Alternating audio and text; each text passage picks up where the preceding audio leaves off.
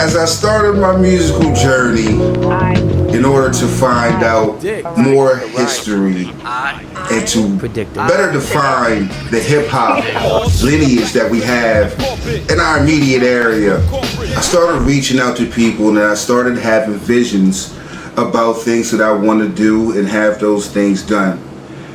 And one of the first people I thought about in my head, on my mind, was this good brother to my left. His name is General Jones. I myself would like to introduce or reintroduce everyone who walks with the fire and ice experience to this gentleman who was well versed in a lot of things. We will say music, we'll say class, we'll say style, we'll say he's a trendsetter. But one thing I do know that he knows for sure is his music. And I want to start today by having him just introduce himself just for a minute, because we're going to talk about a lot of things. General Jones. Howdy friends, my name is General Jones. I live in beautiful Price's Corner, Delaware. And we're here at my house. We're going to talk about some records from Delaware. I got some rarities, some stuff you might have heard of, and probably something you haven't. Definitely things I think you ought to check out. Before we go any further, what I want to do is, I want to tell people a little bit about what I know about this good brother sitting right here to my left. This good brother right here, earlier in his days, he is an accomplished and an award-winning skateboarder.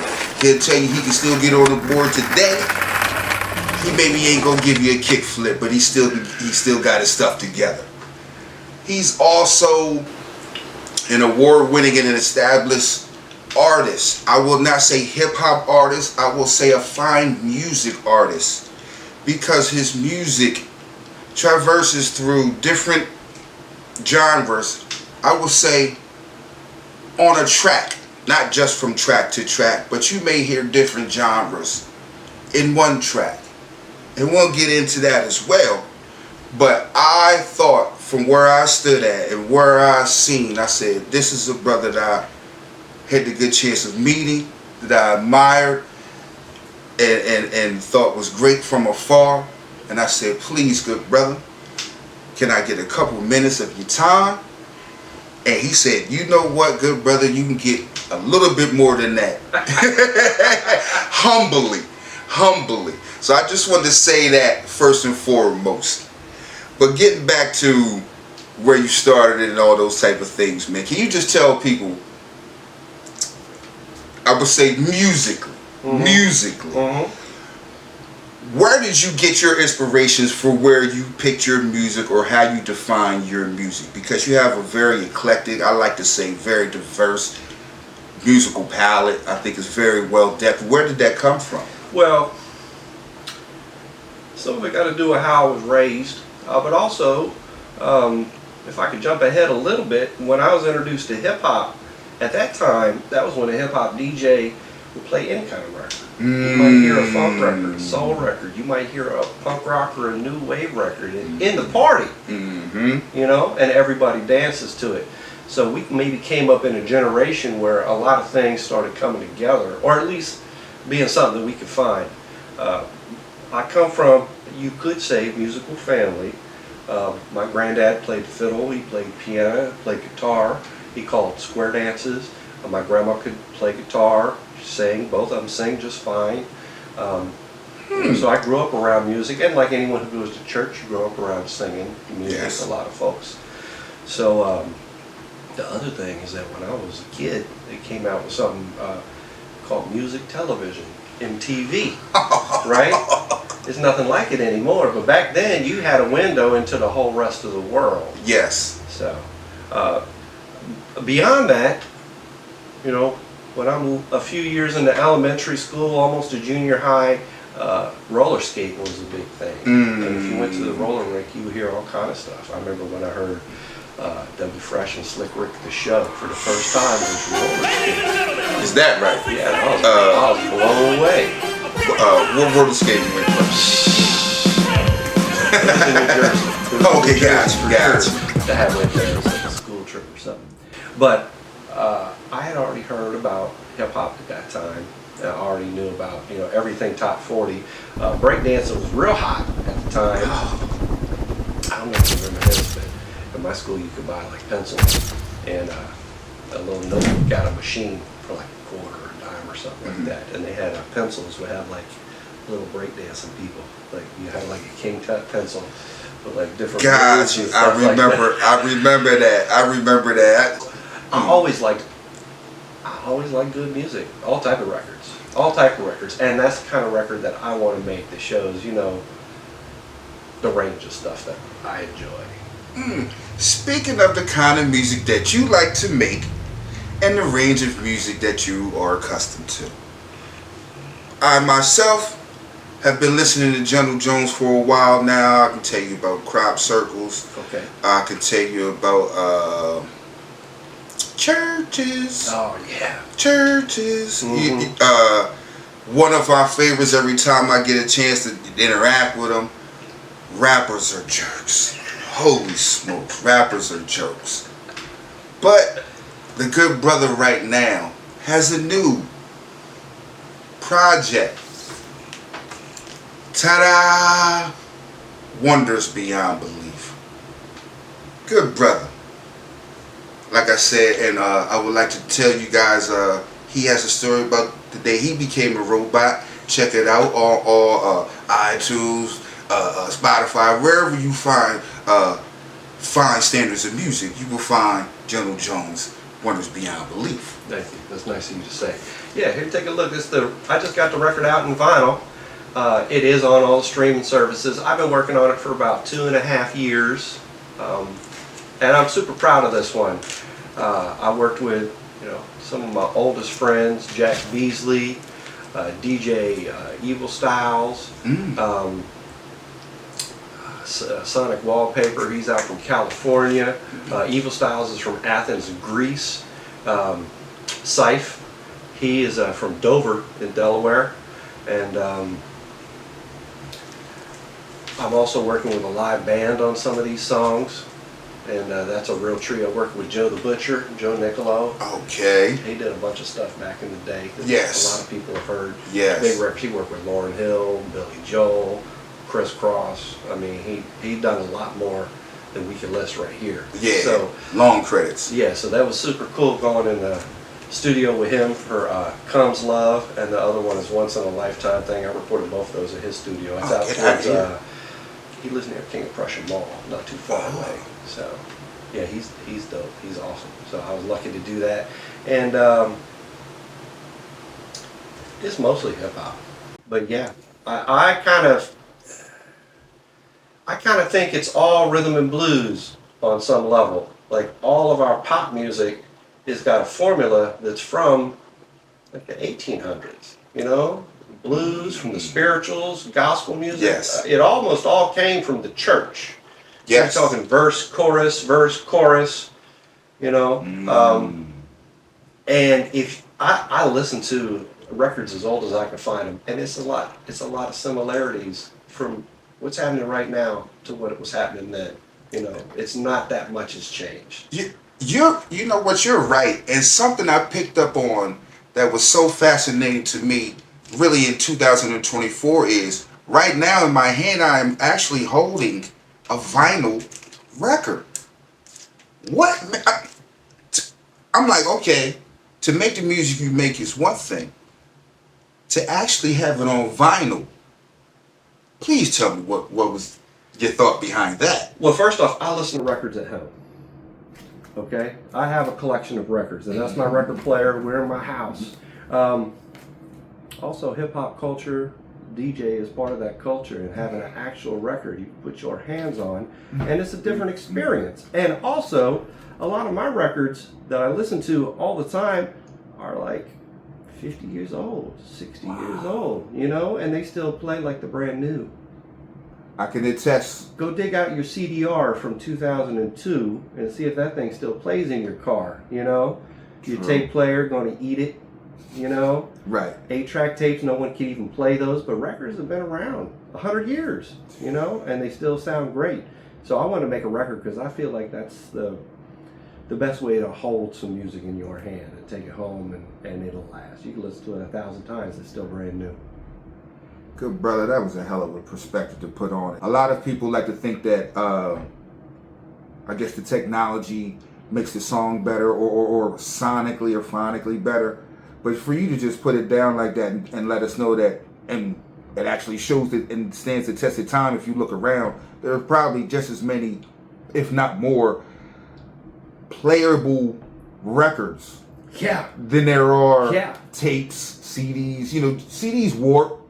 I mean, all my CDs got scratches because I roll around in my car, throw them in the seat. 57 CDs every time I left the house in the car. Unnecessary. I remember them days with the book. The book. You're driving with your knees trying to get your favorite. It was a lot. It was a lot. But that was something I picked up on when I was, I was like, this good brother actually has an album. And I have noticed that there have been some artists to, I guess, rejuvenate. It's coming back. It's coming back. In the mainstream, they have that record store day. Taylor Swift is making vinyl records. Metallica is still selling vinyl records. So it's a market. So on the business side, the industry is going to lean on it. But I'm just from a fan of music, as a music listener, I know if I have that record, I can listen to it. If you go on Spotify, my favorite Anita Baker song is not on Spotify anymore. It was there last year. Where'd it go? I think she got her rights back, and so they took down, and then it got to go back up. But the point is that on the internet, that YouTube video that you were watching, or something on iTunes or Apple Music, it's no guarantee it's there next week. You put it on a hard drive, one day that thing is going to fall apart. But if you got it in a record and you put it on a shelf, it's going to sound fine for decades. This man is dropping jewels for us, y'all. This man is dropping jewels for us. Let me show you some of these fine records that I got here. Oh, please. I was like, since we're on the records. This is one of my favorites right here. So these are all folks from Delaware. This is Clifford Brown, one of the baddest musicians really to ever do it. Just a phenomenal player. These sections with Max Roach are from 1954. So that's before we're born. Yes. They still sound brand new. They still are super impressive. But he's from right here. Born just down the street, right downtown in Wilmington, Delaware. He passed away at 26 years old. Very young. Car accident on a Pennsylvania turnpike. And so he left us too soon, but the records are still here. And I recommend you go check out anything you find him on. But in particular, the sessions he did with Max Roach are whoppers. They're absolutely fantastic. To this day, very few people have reached this type of a height artistically. And the craftsmanship, this man's fingers were like little lightning bolts. He could play. For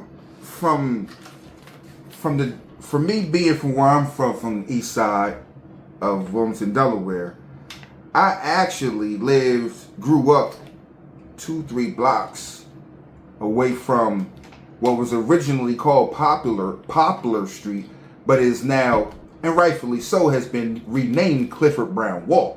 That's right. So, and actually, I want to say 2 weeks ago, the Park Jam, I had the honor of actually running around and being able to take some visuals down in Clifford Brown area.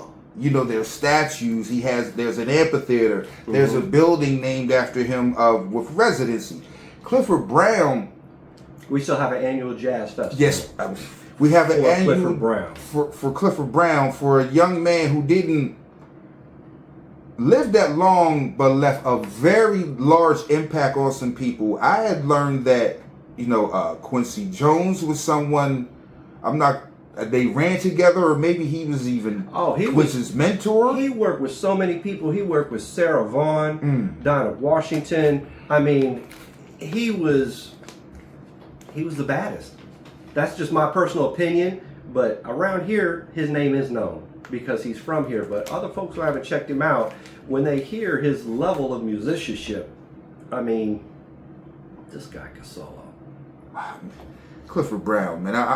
I'm glad to say that I'm from that side of town where Clifford Brown Walk is been properly renamed. But to hear the music that he had, like the good brother talking about, and the impact that he left on people at the age of 26. Yeah, he left us at 26. That's way too soon. But his achievements were as such that by then he's unforgettable. He's a legend. World-class musician at its highest of heights, and it just seemed like we lost him very soon, way too soon. But Clifford Brown and Max Roach. Yeah, this is 70 years ago, matter of fact. So 1954, we're talking 70 long years ago. This music still sounds great. Here's another one who left us too soon. This is Snooky Tate. Snooky Tate, also from Wilmington, Delaware. Okay, he passed away when he was 50. In the 70s, Snooky Tate was making punk rock records. Okay, he was also making R&B records, making funk records. This guy traveled to New York City, traveled to San Francisco, and he left a mark on the scene. A lot of people in Delaware have forgotten about Snooky Tate. But let me tell you this one right here. If you heard of the punk rock band, the Ramones, the same year as their first album came out, he records this whopping ass 7-inch of punk rock, and punk rock is brand new. And brand new. Look at this man from Wilmington. Okay, he was so far ahead of his time, and I'm not saying this is just a guy from Delaware who made a record. This motherfucker is excellent, excellent, and a legend to the people who've seen him. He passed away too soon. But this dude is older than us. He's from the generation just before us, and also these records is rare as hen's teeth. One of the reasons you're not going to hear from him is because if you don't got your hand on it, you can't find it. He's gone. He's gone, but he left a legend. He left a legacy, and I'm a fan of it, and I'll recommend him to you. Another one a lot of y'all might have heard of. Look at this handsome fella, George Thorogood from Wilmington, Delaware, Mr. Bad to the Bone. So I love this guy. He's an excellent songwriter. He's a badass guitar man all around, but a local legend. You know, he's got top 40 hits. I think Bad to the Bone might have gone top 10. I don't recall. But when I was a kid, you would hear George Thorogood anywhere. People love this guy, and I do too. A friend of mine named Ruben, he's an excellent bass player. Okay. He told me a George Thorogood story many years ago, maybe in the 80s or something. He's about our age, and I guess he would have been like maybe 18 or 19. He saw George Thorogood on Philadelphia Pike in Claymont. He owned like one of the little strip malls with a bakery right there. It was when he had big money, you know.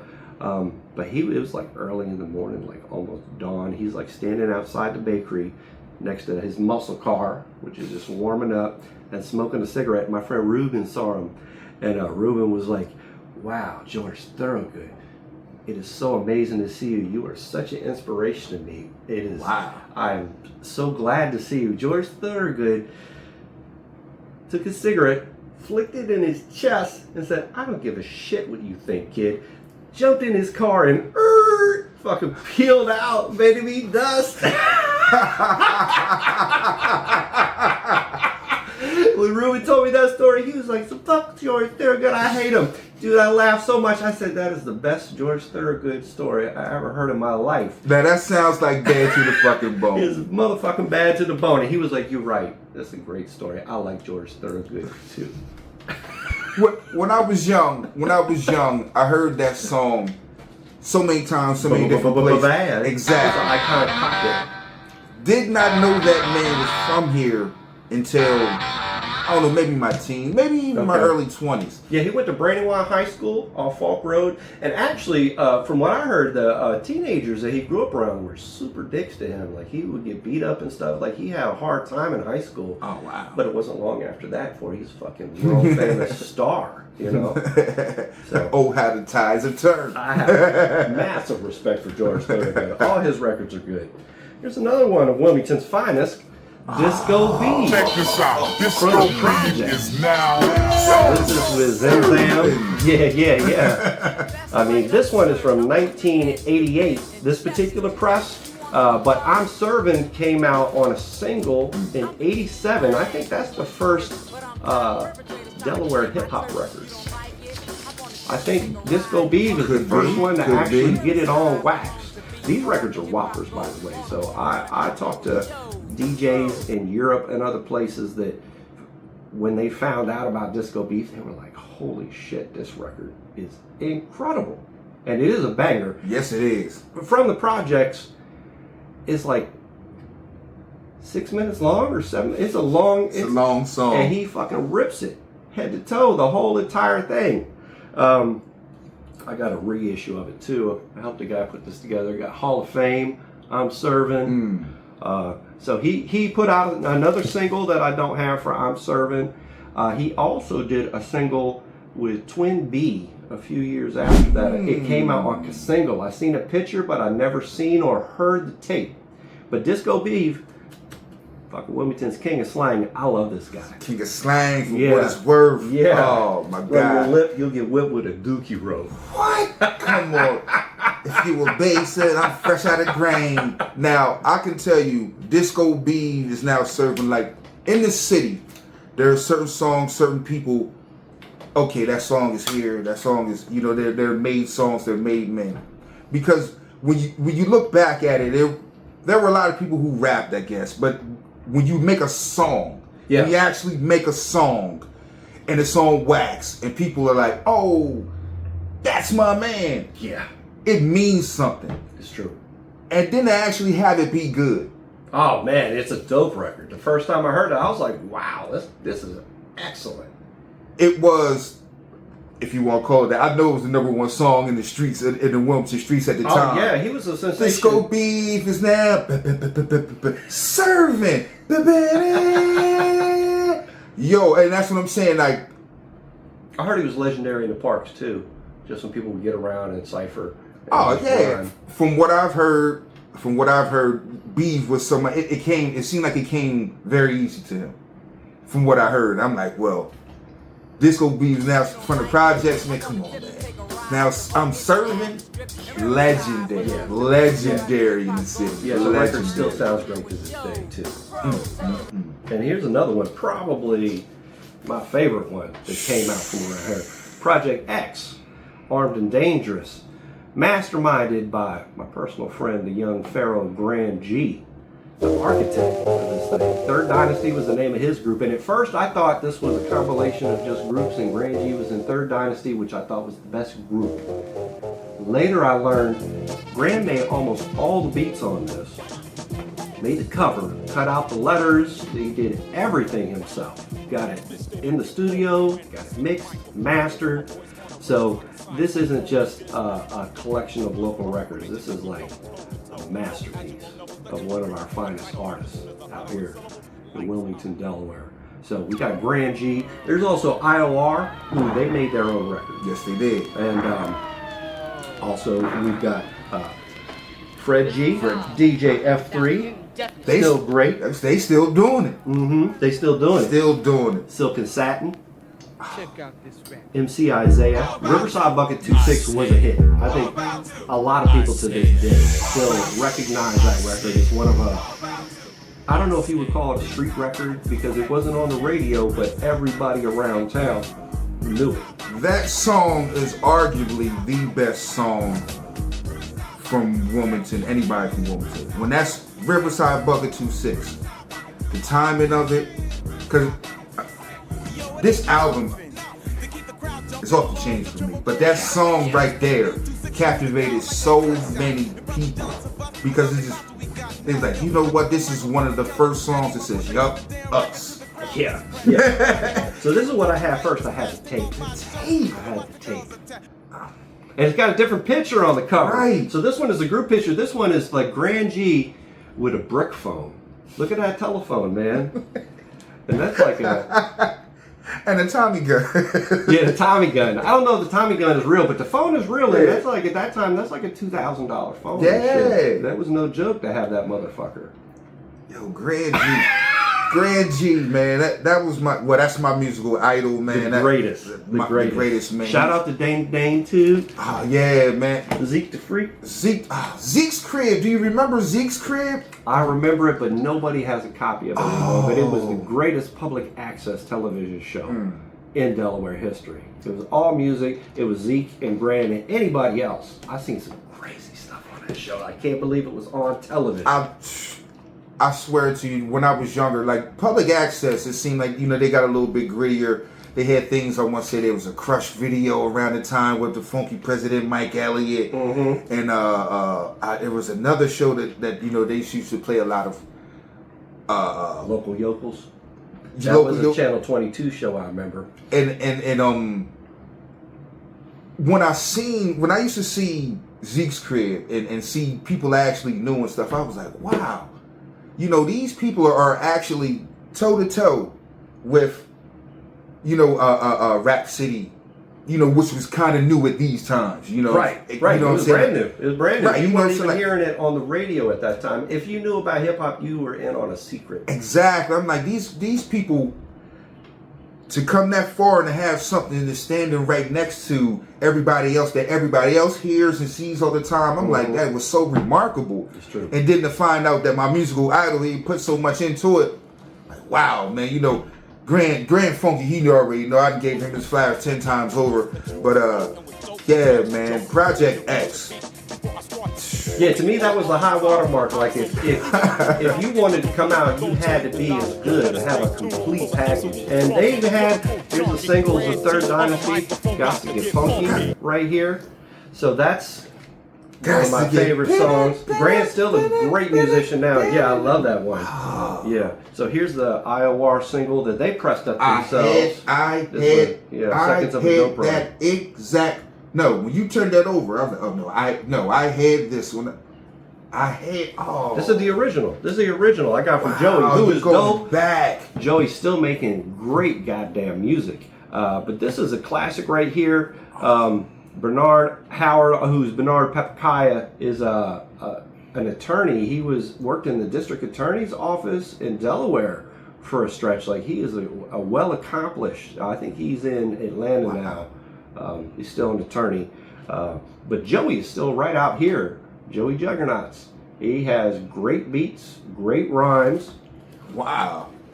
And you can see right here, when he was a little kid, this guy had gold jewelry and stuff. When I was a teenager, I had no jewelry. This guy got gold jewelry. So to this day, he's still one of the freshest. And he's dope. I have huge respect for him. Shout out. Yeah. Shout out. Also, Silk and Satin. So a friend of mine, Darius, I think Satin is his aunt. And so he would always bragging on her. But I was like, yo, I love Silk and Satin. At that time, also from the Project X project. Exactly. At that time, man, all them women, you know what I'm saying? I was loving all those women. Silk and Satin, Finesse and Quiz, Sweet Tea. You could rhyme and you was fly. Salt and pepper. You got a little bit better over, somebody who's just pretty. You can pretty and you rap. You got me. Yeah. You got me. Yeah, Grand G had a whole team. Yes. It could have been like the Juice Crew. It could have been like Wu-Tang. I mean, they had a bunch of class acts. They had a whole stage show. If you go on YouTube, you can see some of the old performances down from the Christiana Riverfront. And he's just one of my favorite dudes. He's one of my favorite dudes regardless of the fact that he made an amazing record. He's a rad guy. But his record, check it out if you can find it. You can go on Spotify and listen to it for free. Yes, you can. But you want to find an actual record, good luck. Grand G, one of the first guys from Delaware Hip Hop that people overseas found a record. So people found a Project X record in Japan and in England, and the prices went crazy. I seen on eBay, there was one, a dude in England sold to another dude in England. Mm-hmm. It was like $2,000. Wow. And it was an old rough copy too. Like, that's how rare, and the price is expensive because it's just an excellent record and people love it. That's awesome. That is something more about the overseas faction over there. Mm-hmm. I know a couple guys, my guys Flex and Hated, they have gotten, some guys contacted us from Germany, yeah, we rocking you out here in Deutschland. You know what I'm saying? That's dope. And that shows to me, people that I know, or people from my area that I may not have known, but they, that have made music. I'm glad to see that it's went so far. Yeah. You know what I'm saying? I'm like, that's one of the greatest accomplishments and greatest things that you can have is your music to be, or something you put out Go across the world. to grow across the world. You know. Yeah, further than you thought when you made Exactly. it. Exactly. Yeah. So here's another one, Doc D and Cut Wiz. You see this one? That picture is right on Market Street, out front the bank. This is a dope single. I also got another one, the Time to Move single. It got Enough Respect. But Hitting Harder Than King Kong is... Hitting harder than King Kong. So Wilmington has a rap style, in my opinion. Okay, so I don't know if everyone recognizes this, but there is a rap style, the way that people sometimes are hollering and the rhythm to it and stuff. There is a tone to Wilmington MCs that is not done in Philly, it's not in New York, it's not in Baltimore, it's our own, and this one is an excellent example. You know, everybody had a little bit of that flavor. What do you know about Doc D and Cut Wiz? Doc D and Cut Wiz from over South Bridge. Okay. They used to, like you were speaking to the styles.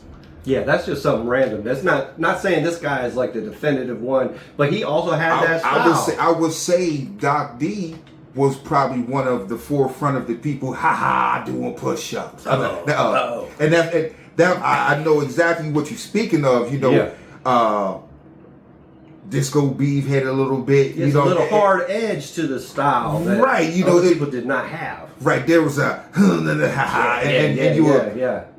you could pick it up if you was from Delaware because that was sort of kind of your flavor. Yeah. Kind of how you talk in a day-to-day basis per se. Yeah. And that was something I said, there's a vernacular or diction way, there's some way, you know, the emphasis on some words that we say around here. It's a certain true. type of way. There are some. You know, so to hear people who were some of the, you know, cutting edge of slang, like, oh, okay, to hear them say the words that we say and then the way that we say, like, only people from around here could really define that or see that. You know, so that keen eye, good brother, keen eye. But there was definitely something, a different cadence, switch up, emphasis. Yeah, we had our own cadence and our own tone. Everybody had their own style, but there was something about Wilmington that I liked. That's the kind of tone that I like, the kind of energy. Skedaddle, skadoo, you soft like a noodle, lockjaw like a pit bull poodle. Yeah.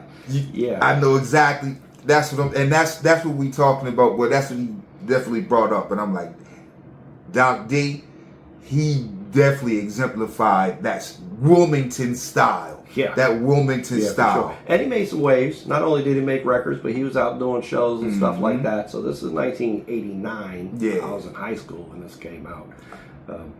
Doc D, I don't know where he is. He's in the witness protection program. I know a lot of these people. That's the rumor. I'm pretty sure that's. Oh, I have no idea if that's true or false. Okay, well. That's what I heard. Probably true. Okay. There's another one, Twin B. So this is also, we're talking 1987. So I think Beef came out just a little bit before Twin B's record came out. But this is one of the earliest hip-hop records out of Wilmington, in Delaware. Also, there was, before this came out, Twin B is actually a twin, and Twin A was his twin brother, passed away. Tragically. I didn't hear about that. I didn't know why he passed. Ooh. Story time. We're speaking on Delaware Hip Hop, and you, like you say there, he had Twin B, and you have Twin A, Mark and Mike. Okay. Marcus and Michael, if I'm not mistaken. And they were a rap group. And they were making waves, so to speak. But you have gangs in the city, so to speak. Right. So when these guys are making waves and it's more on the positive, you know, more on the brothers, don't do that, you know, you destroying your people, or because these good brothers used to be on Channel 22. Yeah. Giving the message up.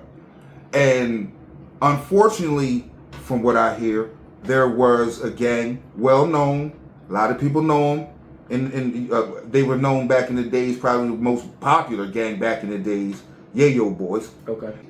And from what I hear, let's just say that when they ran across one of the brothers one day, and there was an altercation, and Twin A didn't make it out the other side of the altercation. Damn.